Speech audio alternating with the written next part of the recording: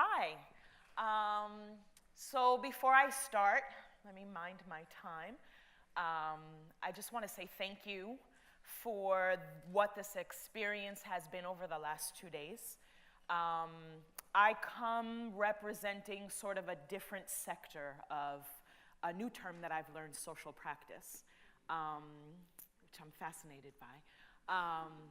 And so this has been a lot of relationship building and a real learning experience for me. So I have loved getting to know the rest of the presenters. I have loved listening to your applause and your laughter as you watch the presenters, and just want to show real appreciation for Creative Time Summit for pulling together a gathering and sharing experience like this. Yeah. Wait, you're eating into my time. Wow. My name is LaForest.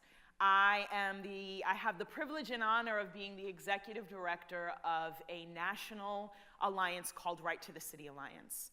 And we are a base building organization made up of base building members. So our members are 50 grassroots base building organizations in 19 cities in 15 states around the country.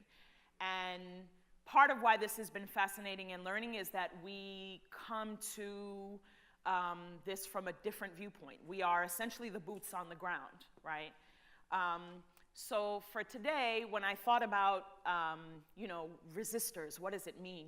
For me, the title resistors, I was like, yeah, I really embody that. Resistors is the fight. And I want to get into a little bit of the notion of resistance and being resistors, but also want to talk about fighting beyond resistance, fighting beyond just the fight for the right to the city. So my organization, 50-member organizations, was founded in 2007 by mainly housing groups who were watching gentrification happening in their neighborhoods, right? So my organization is made up of the people who are really experiencing the gentrification, who are being displaced from their homes, and all in the name of development of posh and polished cosmopolitan cities that can be playgrounds or safe havens to the very wealthy. And while these get constructed, they are moving people away from access to healthcare and education, affordable housing, access to healthy, affordable food, and disconnecting them, in addition, from their cultural and intellectual legacies that many of them have been building up for generations. So Harlem and Brooklyn are wonderful examples, if you're a local New Yorker, of where that's happening, and you can really see the stark contrast between what Harlem and Brooklyn were and what they are now. But there are cities all over the country and all over the world where this is happening. And I think about why, right? Maybe they find us a little too colorful or too brash. Maybe our carnivals and our festivals are a little bit too outrageous. This is the West Indian Day Parade, the Puerto Rican Day Parade here in New York. 1 million people each one get, they're amazing. Maybe the way that we worship or what our worship looks like feels a little bit uncomfortable, or they're tired of seeing our children in the streets. It feels hard not to take gentrification personally. But at the end of the day, we all know that this is part of a neoliberal agenda. And it is about equipping corporations and the capitalist system with the power that they need to make money hand over fist. Thank you. And so what do? We fight. And I want to show a little bit about how a grassroots base building organization or a fighting organization incorporates art and culture into the work that we do, and then pose a couple of questions. So this is the takeover of the LA Metro in Los Angeles, where we brought a band and some chanters through and pulled members of the public in to demand fair access to public transportation. This was a takeover in one of the streets in Charlotte, North Carolina during the Bank of America shareholders meeting, where we went ahead and squatted the streets, and lots of puppetry and all kinds of art, really beautiful stuff. When I thought about this presentation, I really dwelled on the whole notion of resistor and what it means to resist. And so I looked up the definition.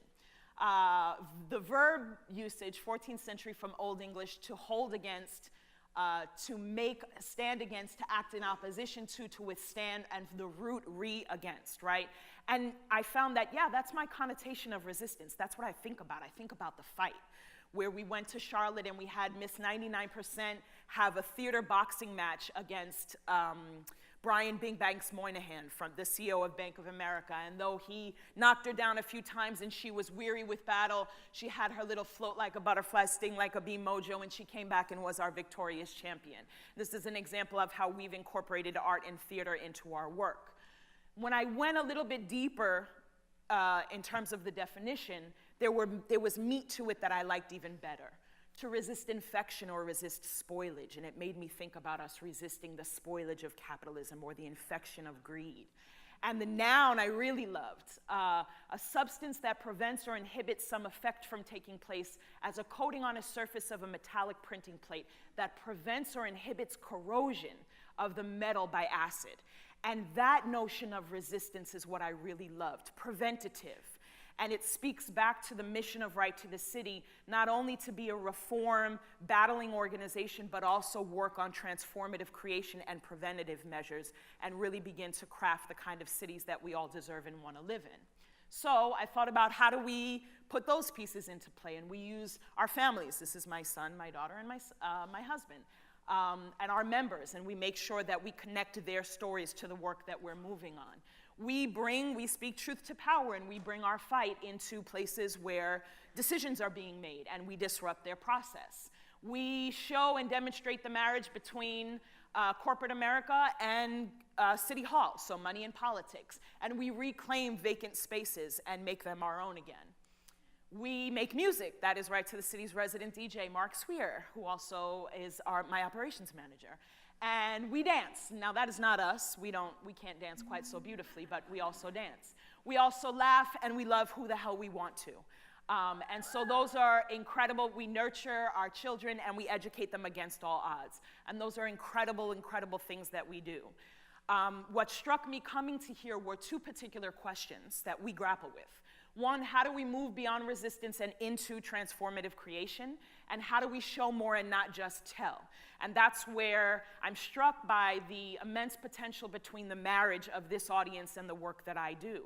How do you all work with us to show our vision, our image of what another world is going to look like, and not just tell it? And many of you do it already, but I think about what Neil said around enclaves and how placemaking can be very specified. For an organization like mine, we are working at national scale. And so we want to be able to work with people who can help us show this vision of a city that is just, that has been reclaimed, rebuilt, repurposed for real people, and not just talk about it. Thank you.